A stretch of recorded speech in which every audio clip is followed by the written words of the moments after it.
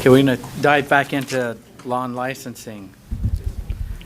Board Member Bolter, we were on, I believe, 11.6. Let me get this. There we go.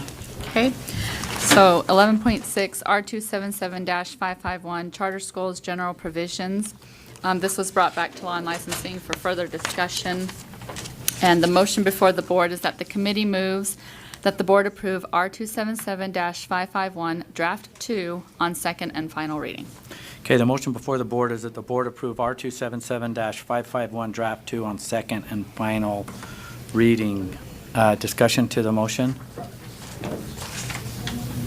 Seeing none, let's vote. I'll restate the motion, and the motion is that the board approve R277-551 Draft 2 on second and final reading. All in favor say aye. Aye. Those opposed? Voting was unanimous, and it passed with a really weak aye. Okay, Please continue. 11.7 R277-552 Charter School Timelines and Approval Processes. We had a great discussion on this, and the motion for the board is that the committee moves that the board approve R277-552 Draft 2 on second and final reading. Okay, the motion before the board is that the board approve R277-552 Draft 2 on second and final reading.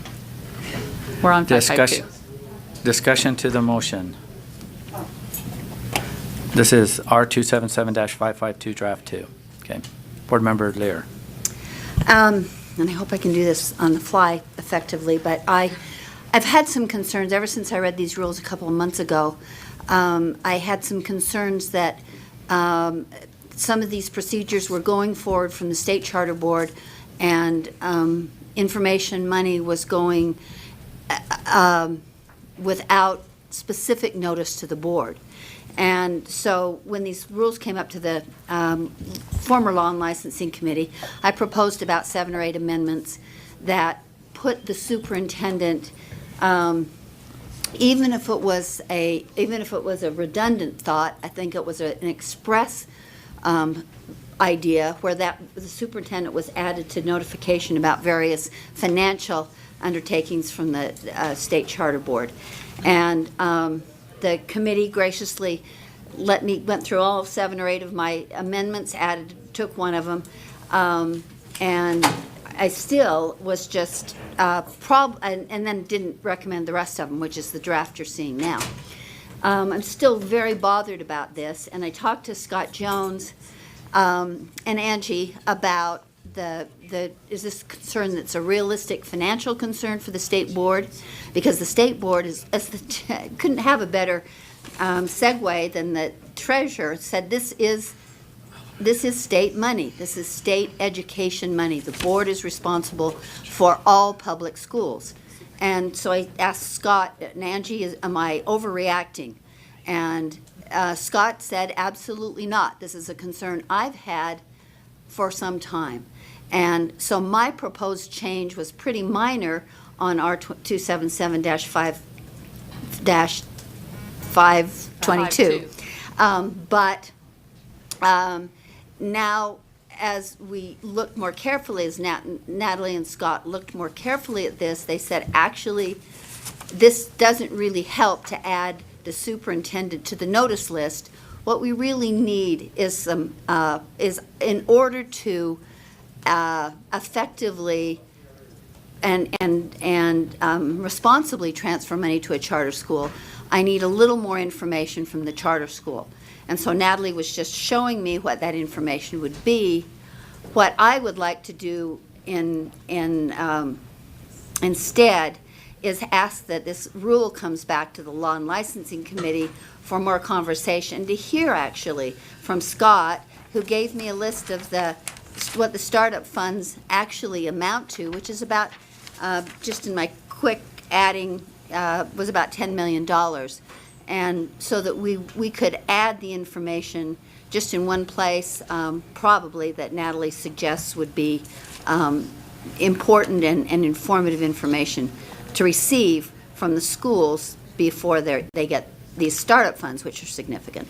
So that would be my motion, is to return R277-552 to the Law and Licensing Committee for discussion of specifically information, financial information, not the whole thing, but the financial information that the board should not have to ask for, but that should be receiving upfront as money goes out to charter schools. Well, I want to restate the motion because that was a very long.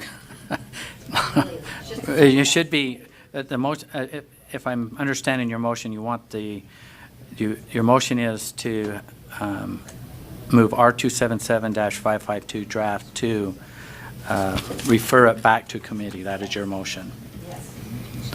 That adding little things to it and stuff would really limits what can happen when it goes back. But so is that your motion? Yes. Okay. I added the extras because I didn't want the former Law and Licensing Committee or think, oh, we have to belabor this again. That's not the intention. Okay. whole rule. And that was seconded by Board Member Cannon. Okay. Discussion. I'm not seeing any, so we're going to vote. The motion is the board refer R27.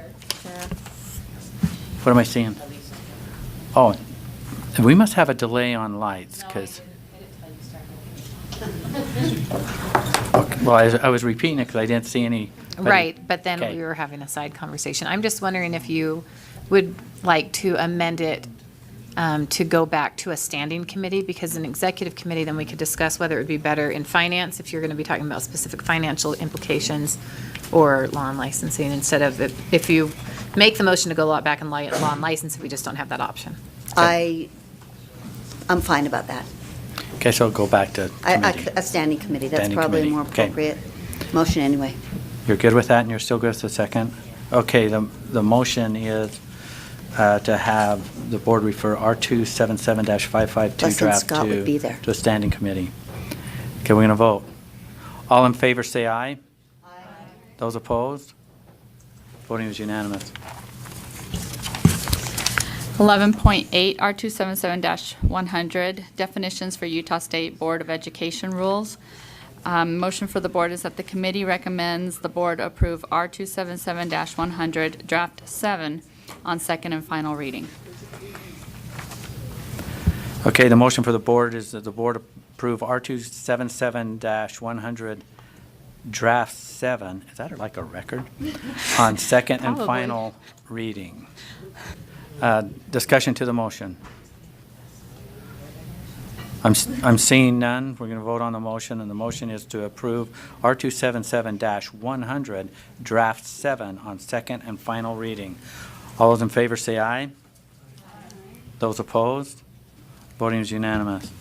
Okay, last item, 11.9, board resolution. This was sent to Law and Licensing, and it came out of a task force, the USBE Eliminating Barriers Task Force. And I believe it was Ben and Travis that worked on this. I can't. But the motion for the board is that the committee recommends the board approve Utah State Board of Education Resolution 2019-1.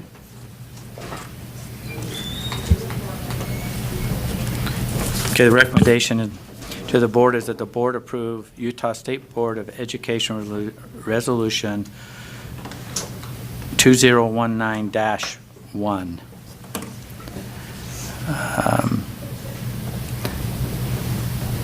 Discussion to the motion, Board Member Linda Hansen. A question and then a comment, if that's okay. When I watched the film of I think it was Law and Licensing this went through, I thought that final paragraph had been stricken. It was. Be further resolved with the copy. Yeah, so be it further resolved paragraph isn't in there, right? Shouldn't be in there.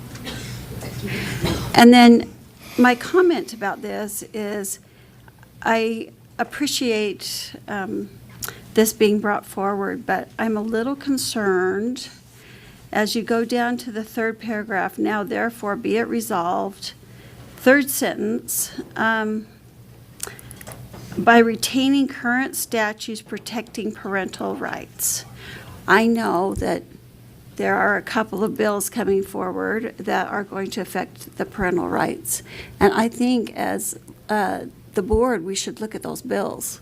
And we shouldn't just tie our hands by saying that we want to maintain the status quo. I think that ties our hands and doesn't allow us to look at those bills and decide as they come up. So I'm not in favor of this as it stands. I just think that that's tying our hands, and that's keeping us in the status quo, not allowing us to work with the legislature on anything that has to do with parental rights. So I have a concern about that. Did you want to make an amendment to strike that out, or? The motion of the committee actually was that, so.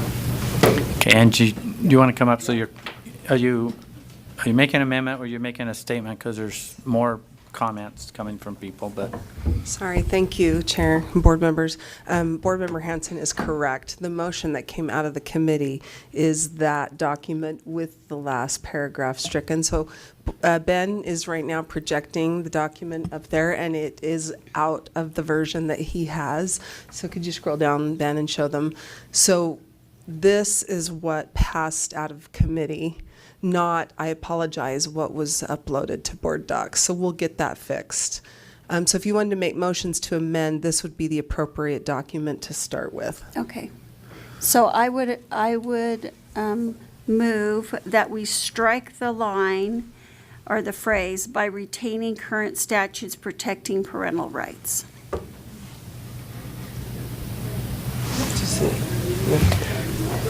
That's an amendment, proposed amendment. Do we have a second?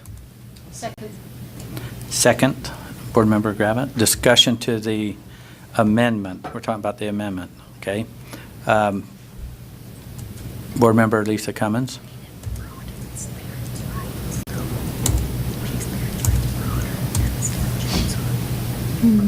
Board Member Lisa Cummins, did you have a comment to the amendment? Or do we want to come? So I have concerns. I'd like to know what they're addressing in these future legislative, so I have context, because, this is the current law, and I would rather support the current law than strike this and then have our parents' rights reduced, and now we're all of a sudden not supporting parents' rights. This concerns me. But from what I'm hearing, it may be allowing this to become a broader, overreaching on parents' rights, or what am I missing? Because I have no intention of supporting legislation that takes away parental rights. Do you, It doesn't say legislation, it just says that we're going to retain current statutes protecting parental rights. There might be legislation strengthening parental rights. Right. Either way, I think we ought to look at the individual legislation and not say straight out that we're going to retain current statutes without, Okay, let's- So keep it the way Yeah. it is. okay. No, you want it out? So let's Oh, speak, okay. we're speaking to the amendment Okay. here, which is highlighted here. There's been a motion for the amendment and a second. So let's make sure everyone has a chance to speak here. Board Member Gravitt. I think my concern is that, strangely enough, the term parental rights can be kind of nebulous. What is parental rights to some is not parental rights to another. And so I think there can be some confusion on the definition a little bit. And so if it's the parental rights I'm thinking of, I agree with that. But if it's not, I would like it stricken. So I think that's kind of the issue. And I guess my other question is, why do we need a resolution for something that is in law? Right, so I just don't understand the purpose. Okay, Board Member Cindy Davis. Just a question, and I'm new to this, but just which parents are we talking about? Because as we've seen, for example, the last couple of days, we've got these parents think their policies for ASL are right, they're right, and these parents think their policies for LSW VFW are there, right? And sometimes there are competing interests among parents, so which parents' rights trump? And in our current law, there are parents even right now that have come to me, and some say, this law protects my rights, and others say, this law violates my rights as a parent. And I'm wondering which parents are gonna, do we really respect all parents' rights, and are we willing to listen and sort of siphon through the information as it comes and see how it impacts all parents under that umbrella? Or I'm just not sure which parents this is referring to exactly. Good question.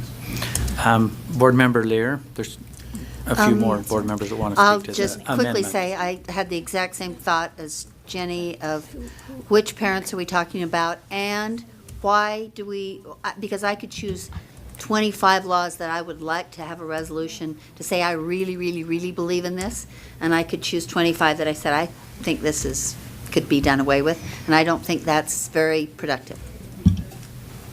Okay. Board Member Ellis? I just wanted to speak in favor of the amendment. And I'm happy to talk to any of you about why I think that this is an important resolution. But I think that the reason why we take that portion out is because exactly of what Linda said. There may be laws that strengthen it, but I don't think that having that line excluded, now that we know that it exists right now, so sometimes it's hard to think about what it looks like without it there. But without it there, we just go back to the two whereas statements that basically just cite state code, that this is something that's important and that we sustain and recognize that right. And I believe it's all parents. And we can look at that differently, and there's going to be disagreements on exactly what that looks like, and that's fine. But we still recognize that it is a fundamental right of parents to direct their child's education. So I don't think that striking that line in any way weakens that resolve. Board Member Jenny Earl? Yes, I'm just speaking in favor of the amendment as well, that I think that as we move forward, that it is important to recognize all the parents and their rights to, and that's why you had such passion here today, is that each of those parents had a very personal feeling and directive as to what they wanted for their child, and I think it's important to hear that and acknowledge that and to be aware of that. Board Member Scott Hansen? I am interested in hearing the history and why it is important to have this particular resolution. Without the background, I think we could have multiple resolutions that we could be doing this all the time. Board Member Ellis? Well, I'm the one that originally brought this forward to the Eliminating Barriers because for me personally, as a parent, prior to being on the board, I heard a lot of people tell me that they believed in something and yet the actions showed otherwise. And so when you come, and I feel for the parents that come to the board, and when you give public comment and you sit there, and if you don't understand the whole process, you sit there, you make comment, and it's like you're talking at a group of people, and you walk away thinking, what in the world? And so even Linda made the comment, and this is about a completely different issue, which was the Common Core issue, the math, about how this time around you didn't hear anyone talking about it. Well, I know I'm going to use a very big exaggeration. I'm just thinking 1 million parents, and I know that that's exaggerated, but that issue alone changed their entire life. And just because they got tired of coming up here and talking at a crowd doesn't mean that their opinions or attitudes changed about it. Sure, there's going to be some, but I know I can just go through and name person after person who that decision alone by the board completely affected not just their child's education, but their whole family life. I know that's what it personally did for my family.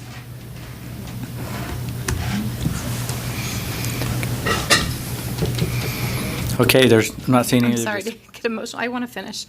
Oh, sorry.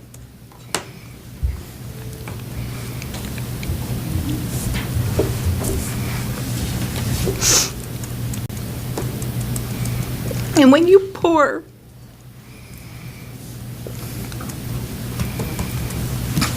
I'm really sorry, your heart and so into something, and you feel like everywhere you go, government bureaucracy is stacked up against you.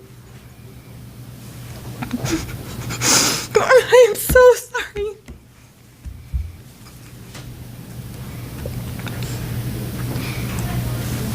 Should we give you a break? It and then you come feels. back?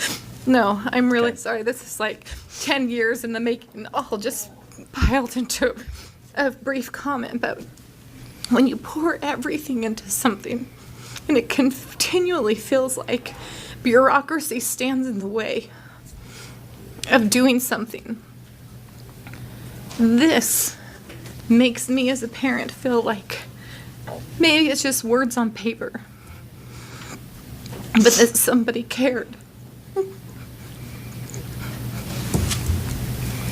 Go ahead. Okay. Board Member Lisa Cummins. Between Board Member Ellis's life and my life have been changed upside down because of Common Core. It has drastically changed because of what my children have gone through education in this state. We were mocked, laughed at, ignored, ridiculed, and every parent that tries to come up here and give a statement saying that they believe in parental rights and they're not even considered and disregarded because they're not the expert. This is wrong. It is against our Constitution, an oath that we take, that many of you took yesterday to uphold the Constitution, unalienable rights, God-given rights, where the parents are the primary experts of their children's education. And it's not respected. This is a standing order, not just to the people, but to the board members who come to this board as elected officials. It is important. And that's why we're doing this.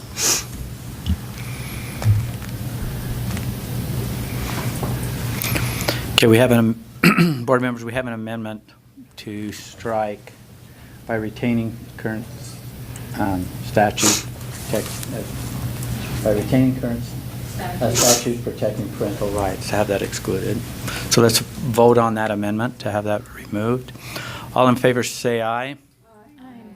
Those opposed? I didn't hear very many opposed, but I didn't hear a bunch of ayes, so I motion passed. I didn't hear any opposed. Okay, so the motion before before the board is that the board approve the Utah State Board of Education Resolution 2019-1 as amended. Okay. Not seeing any other. Board Member Lear. And this is specific to Elisa. I so honor what you're saying, and I believe you. But I guess I've been a lawyer for too long, and as well as a parent for almost an equal period of time. And I just don't believe this is how we change attitudes or mindsets. And I completely support you, and I believe that parents' rights matter. But I also believe due process matters, and I believe personal rights matter, and we can't have a resolution on every one of those. And so I completely personally support you, but I can't support this resolution. Okay. We're gonna vote on this. The motion before the board. Board Member Lisa Cummins. I have a question. Do you support social justice? Yes. Then this is a social justice This board, issue. listen, our board is, And- we don't, but- board member, I think you're out of order here because we don't we don't interrogate and question individual, you could. It can be a general question to the board. You could address the chair in a general question for the rest of the board, and if somebody wants to answer it, then that would be the appropriate way to do it. Then it's addressed to the chair. Okay. And to the board in general. Because this is a group of individuals that have been not recognized. And this is a social justice issue.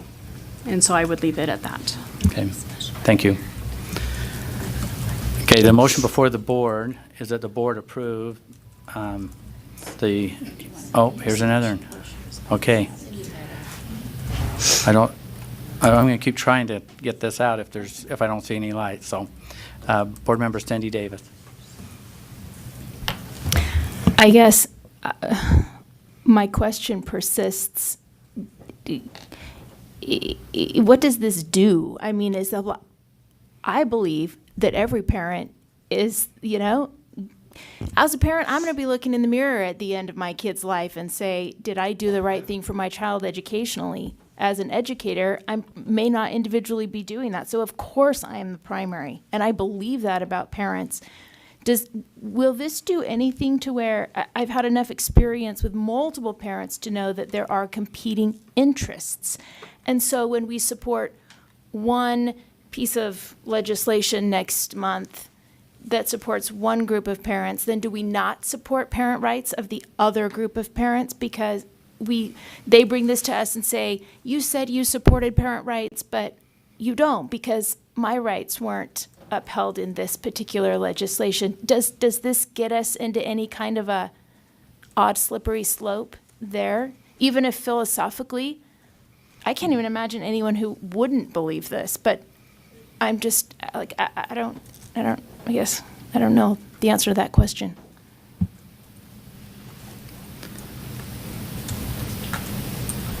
Board Member Michelle Bolter. I just have a question. So with this resolution, does the board have other resolutions? I guess that's my question is, are there resolutions that the board has? And then how long does a resolution last or what? That's a good question. Yeah, there's a policy about resolutions. What's that? It's 4 years. There is one, it's in policy, the answer is in policy, but I can't remember what it is. I'm getting help from many people in the audience. Okay. And it's 4 years at some. All right.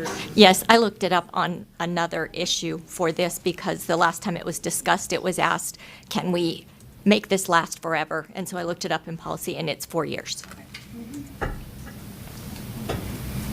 Okay, thank you. Board Member Scott Hansen. I'm sorry, I was just looking back to the Utah State Constitution because I swore yesterday that I would affirm both the United States Constitution and the Constitution of the State of Utah.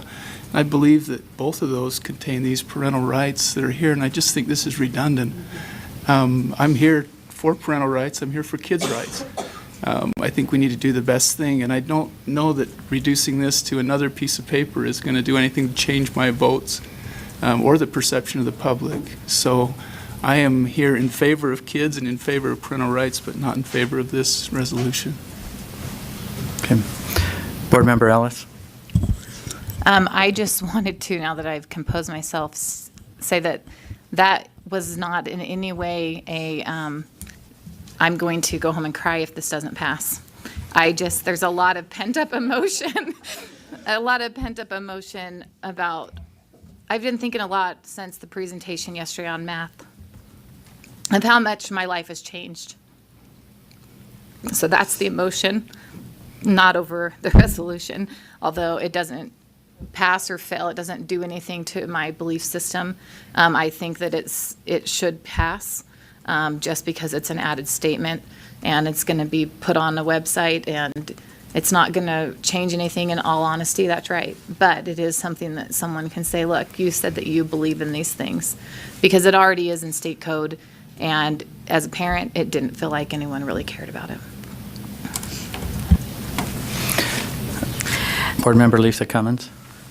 In the past, when we have said, well, as a parent, I have a right to do this. We were trumped because of the expert mentality. And that's why I voted no to the USDB RECOD, because it took away parental right of what they felt was right for their children, and it allowed the experts to trump that authority. So that's why I voted no. Sometimes a government entity or their equivalent feels like they're the expert and feels that they know what's better for your child than you do. And that's horrible. That's a horrible feeling. When you can't tell your child that I did the best I could, but I have a higher authority that won't help me or that won't support my decision. What is a parent to do? And that's why I got involved. That's why many of us got involved. And so when we say that it's a standing order, well, how many of us have really followed the Constitution? The Constitution is supreme law, but many of the policies that we make are not constitutional. So to say it's in the Constitution is not enough. We have to repeat it over and over, and this resolution is the same thing, being repeated over and over to make it again clear that parents are the experts of their children. Board Member Cindy Davis. I hope this isn't out of line, but I'm just wondering if we at some further date can address the concerns that were expressed here about what is our process when parents or educators or anyone comes to speak to this board. How do we behave? Are we looking at that person whose heart is racing speaking to us? Are we at least nodding whether we agree or not? Or is someone assigned from the board each different meeting to walk out and thank that person for speaking? I mean, can we put some processes in place? And perhaps this comment is not appropriate for this particular time, but I think it certainly raises valid concerns. I hope nobody hates me or thinks that I'm not for parent rights. I'm particularly not going to vote for this because I support all parent rights, and I think this is going to come back and get siphoned into this group of parents and this group of parents and this group of parents. But I think in general, we have to respect our parents and we have to listen to them. We have to thank them. We have to respond to them, and we have to put their feedback really at the top. They are our patrons, and they should be who we are responding and respecting the most. Okay. I'll come back to the motion that's on the table. The motion is that the board approve the Utah State Board of Education Resolution 2019-1 as amended. All of those in favor say aye. Aye. Those opposed? No. Will the ayes raise your hand to be noted? Board Member Lisa Cummins, Board Member Jenny Earl, Board Member Michelle Bolter, Board Member Elisa Ellis. Okay. Motion fails. That concludes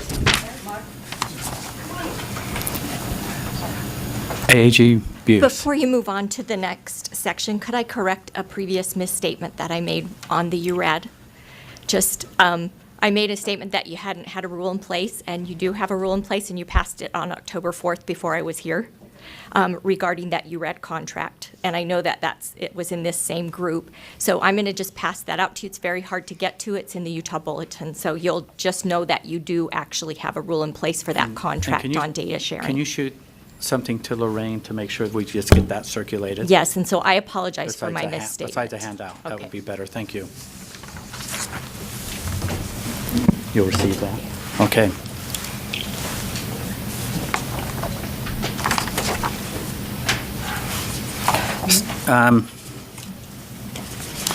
You know what? Let's take a 10-minute break or 5-minute break. Okay? I think we're probably due for one. Can we just make it 5, and then we'll get right to standard and assessment.